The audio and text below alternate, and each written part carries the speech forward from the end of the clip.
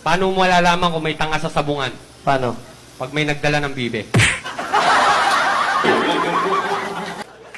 Paano mo malalaman pag may mas tanga pa sa sabungan? Paano?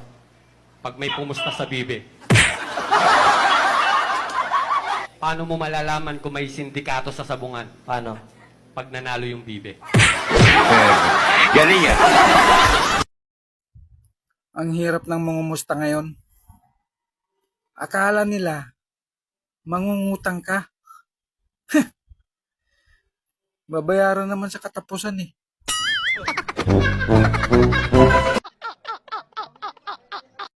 Google, sa tingin mo ba pangit ako? Alam mo, Ayi, sabihin man nila na pangit ka. Kung maganda naman yung kalooban mo, pangit ka pa rin.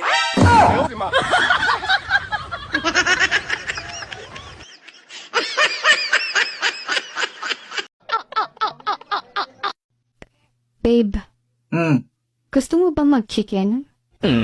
Talaga? Oo, gusto mo ba? Pero sandali lang.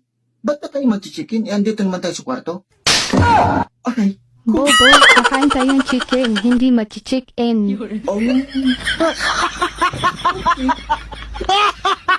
Busog pa ako.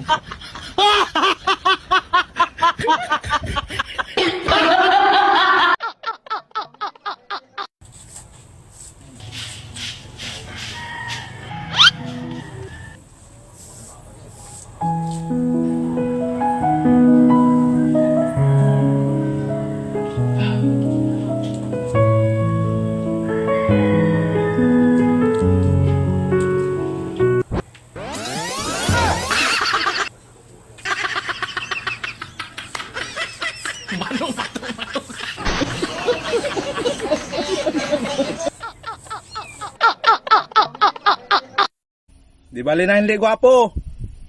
Importante. Marami tayo. Gago, mag-tiktok ka lang. Huwag ka namang damay. Buweset! Gago, huwag ka mang damay.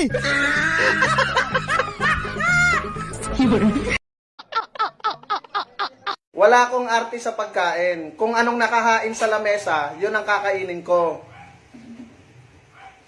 Oo, ano gagawin mo? Higa sa lamesa.